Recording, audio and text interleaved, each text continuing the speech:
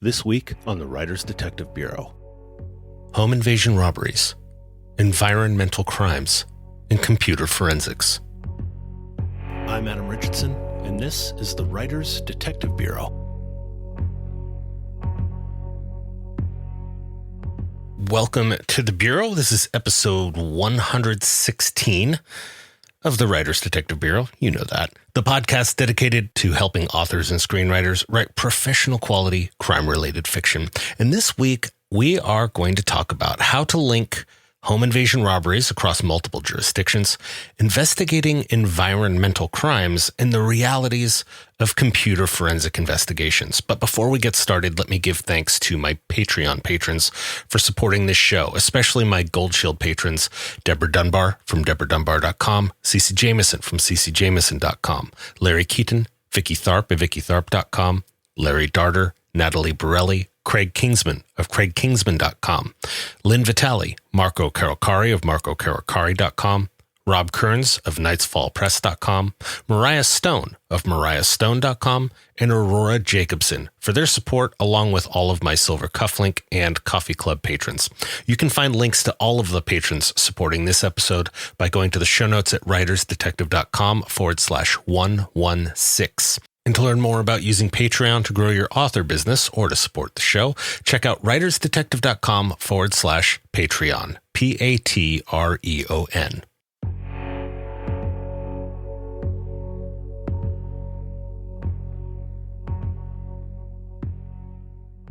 Let's jump right into our first question this week from USA Today bestselling author Annette Dashavi, who writes, "Hi, Adam. First, thank you so much for all you do for the crime fiction writing community. In my current work in progress, a series of home invasions have taken place. The crew has hit 3 houses in one city, moved on to a different city in a different state, and hit 3 more. And now in the 3rd city, another different state, repeating the pattern. At this point in the story, 2 robberies have occurred in this 3rd city. I want my police detective to discover the similarities of his city's break-ins to those of the other 2. Is there a database he might use to make the connection? If so, what database is it, and what kind of information would he enter into it? Thanks for the help." Great question, Annette. There are a few databases, but they aren't necessarily comprehensive. In previous episodes of this podcast, I've talked about how each department has some sort of in-house records management system, or RMS, that we use to type up and catalog all of our reports. Each department is essentially a silo of in-house reports. Only within the last decade, I'd say, maybe a little bit longer than that, but only within that last decade have we started to connect these silos of data. Now, some venture capitalists from Silicon Valley would probably describe this opportunity as synthesizing data silos through a proprietary SaaS solution that offers increased data analytics, or some such crap, right? This is why I'm a cop and not working in the Salesforce tower, I guess, but I digress. There are a few different services that essentially act like a card catalog, going old school librarian here, to search and in some cases see the various reports of different police agencies around the country. So if you search for keywords like home invasion robbery and whatever keyword best describes something unique to your MO, there's a chance you may get a hit based upon whatever wording is in the report that the system can see. So you're really doing a query for words in different police departments' report database, if that makes sense. Now, the problem with these software solutions, programs, is that A, they are only as good as the agencies that they have connected to them. B, even if the agency that needs to be in there is connected, it may be a needle in a haystack situation where you're getting too many hits in your search, and paring down those results will be the key. And C, if the suspects change their MO or the officer doesn't mention the specific thing you're looking for in that report, you won't make that connection. Which brings us to the more old school way of doing things, and it's something that we still do to this very day, several times a day, and that's sending out a bulletin. An APB, a BOLO, a BOL, an RFI, a wanted poster, a teletype, or whatever you want to call it, even if it's just a plain old email. Now, The teletype was the original way of doing this. Correction. The original way is the good old-fashioned wanted poster, right? Tacked up at the town post office and outside the sheriff's single jail cell, like a real Western movie. But the teletype was the original computerized way of sending official messages between police agencies around the world, or at least around the country. And it's still done to this day. Using the same computer system we use to look up license plates, run criminal histories, or add a runaway juvenile to the missing persons database, we can send entire regions a text-only message that will go to every police agency in the region that you choose. So I can send out a bulletin to just the West Coast, just to California, to the entire country. Like if I had that series of home invasion robberies, I might send out a request for similar cases involving home invasion robberies and my specific MO, and hopefully someone working a similar case reaches out to me. More often than not nowadays, we will also create a PDF or Word doc with whatever pictures we have to create that bulletin. The shortcoming of the teletype system is that it is text-based. But we will create an email essentially, or create a bulletin that can be emailed. And then we either use a DHS, Department of Homeland Security Fusion Center, or one of the RIS-Net information clearinghouses to send it out to their vetted mailing list of investigators. Now, to learn more about RIS clearinghouses, check out episode 70. And that episode was titled Boot, Deconfliction, and Pending Further Leads. As for the DHS Fusion Centers, I will go into a lot more detail about what they are and what they do in our next episode, so stay tuned for that. So yeah, Annette, putting out a bulletin and a teletype would be key. And yes, by all means, log in and search whatever RMS linking databases your character might have access to. And now you're like, okay, but what are those, right? Examples of those would be CopLink, which is all one word, Links, LINX, which is run by NCIS. Yes, that same NCIS. And LexisNexis has a product called Accurate Virtual Crime Center. Now, not every agency will have access to all of these systems, or even one of these systems, because it requires the police department to agree to share their data with that service, as well as set up the programming for the two systems, that in-house RMS system and the, whatever it is, AVCC, CopLink, or Links, or whatever, to work together. So there is a bit of an IT back end that needs to happen in order for you to essentially, as a police agency, in order for my department to get access to one of these systems, the deal is essentially that we're going to allow our data to be part of it. So it's not just, hey, we paid for a service or something like that. We actually have to do some programming stuff to get these two systems to talk to one another. So that's kind of the rub, and it's the reason why that even a decade or two into this attempt to bring databases together, it's still kind of in its infancy. And a lot of that has to do with the mandated security requirements we have to make sure that these databases stay secure. And that's the reason why it's very slow going. And I wanted to mention that years ago, I actually had exactly this scenario that you described, Annette. I had a series of home invasion robberies with a very specific MO and a very specific victim type. And that series went cold. Fast forward a year or two later, and I got a cold call from the FBI on the East Coast, where they had picked up a guy for something completely unrelated. And he was looking to make some sort of deal to not spend the rest of his life in federal prison. And when asked what he could offer, he explained how he was part of a robbery crew that went from this city to that city to that city. So when the FBI called and asked if I had reports on this series that matched this MO, I can tell you that I was beyond elated, because it turned into a federal case, but then I got to clear them off my caseload as being solved. So if there is a moral to the story, it's that I would rather be lucky than good any day.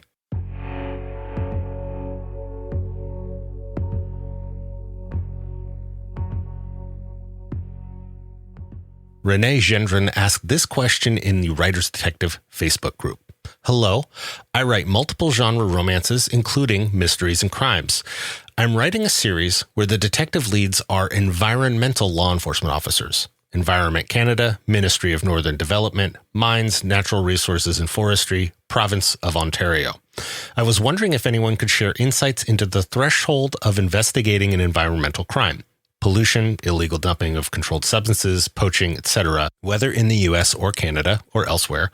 Does it go by how many public complaints there are, media, environment, NGO pressure, government priorities to investigate a particular type of crime, etc.? Any insights if there are distinctions, nuances, tricks of the trade for environmental crime investigation compared to homicide, robbery, sexual assault investigations are warmly welcomed. Also, any insights into staffing and resources compared to community law enforcement, RCMP, OPP, local city police, sheriffs, etc. Thank you. Environmental crimes are no joke, Renee, and your characters will think that way too. We in the traditional police agencies face the problem of too many cases and not enough resources to work them all.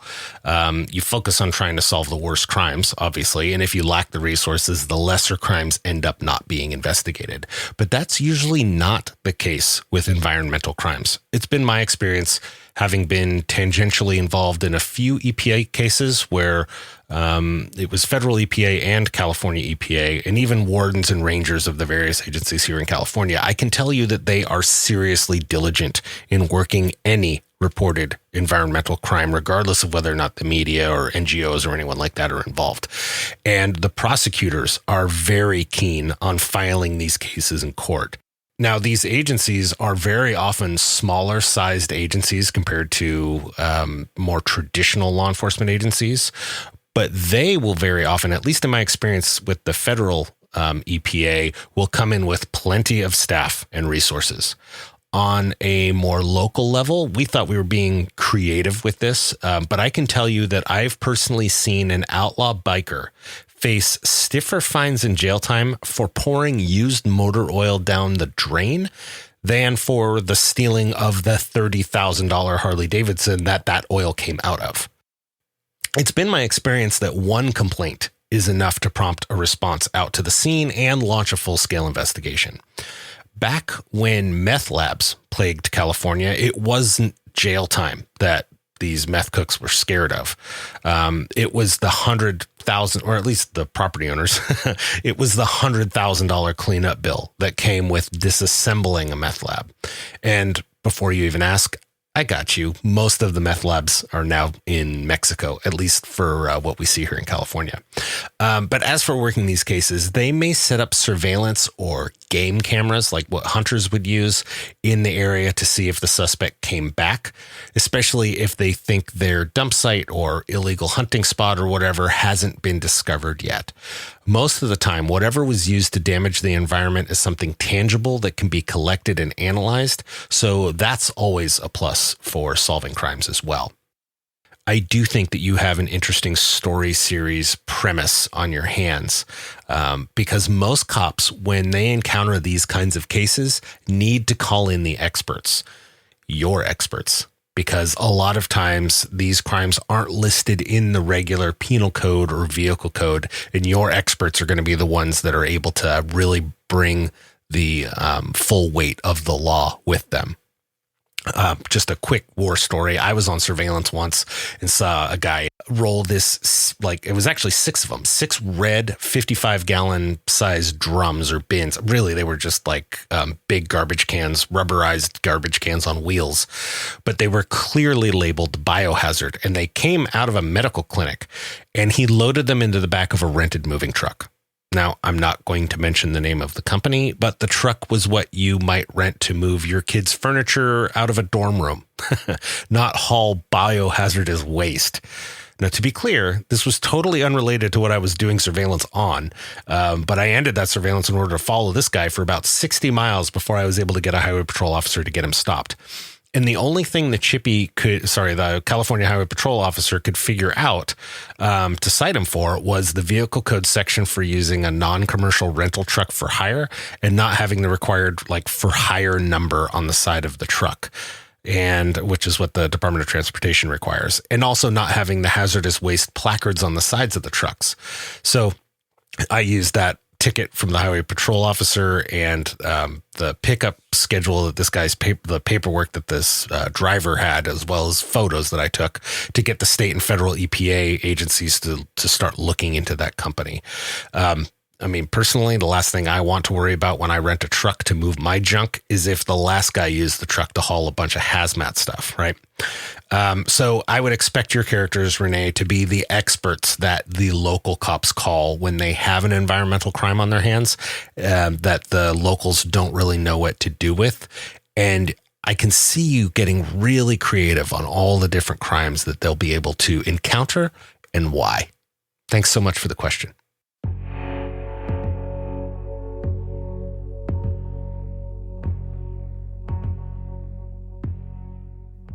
Vonnie Harris also asked a great question in the Facebook group that I wanted to answer.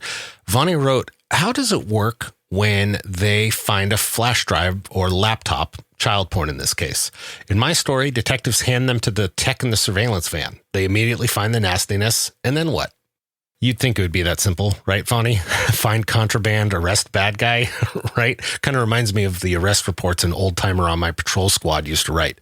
Arrest for... the example I'm remembering is an arrest for 647F of the Penal Code, also known as drunk in public. And it literally was narrative, quote, saw drunk, period, arrested same, period, end quote. Wouldn't that be nice? The reality when it comes to digital evidence on a device like a computer hard drive is that we need to be concerned with two things. One, that we have a search warrant. A computer hard drive is treated just like a locked box. There's an expectation of privacy there, and we need a search warrant to get inside it or to search inside it. And number two, the best evidence rule. When we bring evidence to court to prove the elements of a crime, we need the best evidence. We need the evidence just as it was when we found it. The way we do that in computer forensics is that we make an identical copy of the hard drive.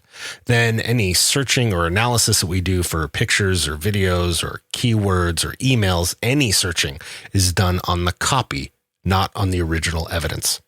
Investigators will create a hash value for the hard drive as it was found. Now you can Google the term MD5 hash to get a basic understanding of what a hash is all about, but you can think of it as an algorithm that acts like crime scene tape, tamper-resistant crime scene tape. If a single bit, not even a byte, like a bit is changed on that hard drive, let's say to create kind of more of a mental picture, if you went into Photoshop and you changed a single pixel in a picture from the color eggshell to ecru, that little change out of this whole entire picture will completely alter the hash value. It will completely change this long string of letters and numbers, making it immediately apparent that something was changed on the hard drive. Kind of like you put a piece of crime scene tape to seal it against tampering. This is our way of showing that the hard drive has not been tampered with. So when it comes to a jury trial and, if push came to shove on proving we didn't alter anything on the hard drive, the detective could demonstrate every step of the investigation to the jury and have the same results every time. They could run the hash value on the hard drive that's in evidence and see that it hasn't changed since it was originally seized and hashed. And then they could make a copy on a blank hard drive, and then they could run their searches on that copy and show the jury just what was found. And they could do that over and over again and still get the same result. One of the more popular digital forensics tools in use when I was dealing with our high-tech crime investigators was a program called Ncase made by Guidance Software. I don't know if that's still the tool of choice, but that might get you started down the research rabbit hole if you need it. I should also mention that the folks that work these cases are most often detectives that have been trained to do computer forensics. They are not the IT department that keeps the computer on your desk working. And the reason for that is they have to testify in all sorts of criminal cases. They write police reports as to their findings, and they have to understand all of the applicable rules of evidence and search and seizure. One of the key things that these detectives do in their searches is look for files that have been deleted. Now, when you and I use our computers and drag something to the trash or hit the delete key and then click, yes, I really want to double delete it, or you accidentally double deleted your entire manuscript and you can't find it anywhere on your hard drive, right?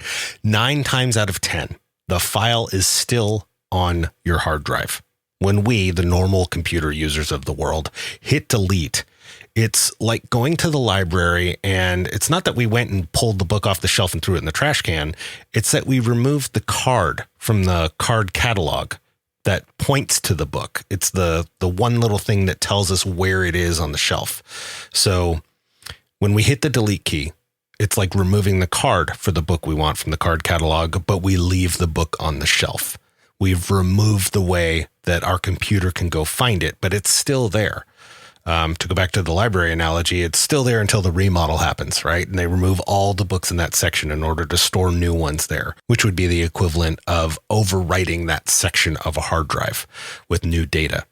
So I hope this is making sense. I know I kind of mushed my metaphors around, but if you deleted a file and you go into Finder on a Mac or Windows Explorer on your Windows machine and it isn't there anymore, it just means that the computer can't point to it anymore. But our trained computer nerds, detectives, have the tools to go in and see everything still on the hard drive, regardless of whether we think we deleted it. I hope that makes sense. Now, if you're writing about a smaller police agency, it's very probable that they do not have a digital forensics lab. The United States Secret Service does have task force style computer forensics labs throughout the country that are staffed by Secret Service agents working alongside local detectives. I should also mention that these computer forensic or digital forensic searches are often seriously backlogged, and getting a result back will likely take longer than your wait for DNA results from the crime lab. I will link to the U.S. Secret Service page on cyber investigations and their cyber fraud task forces in the show notes, which you can find by going to writersdetective.com/116. The way these investigations usually unfold when it comes to the child porn stuff is that the detectives somehow learn of the existence of child porn, or CP is the way that we usually abbreviate it, on the suspect's computer. If that info is credible enough for a judge to believe we have probable cause, the judge will sign our search warrant, and then we go to where the suspect's device or devices are, and we seize them pursuant to that search warrant, and then arrange for a digital forensic examination of the device or devices to occur pursuant to that search warrant. Copy? Follow me? And then a prosecution is only going to happen if we find evidence of CP on the device. And we won't know that for sure until the high-tech crime lab completes that exam, which may take weeks or even months, which means no one usually gets arrested until the exam is completed. The reason why I bring this up is that in two cases that I have firsthand awareness of, once the investigators served the search warrant and seized the computers and phones and stuff and left, those suspects decided that they'd rather not wait to be arrested, go to trial, or see the inside of a jail cell.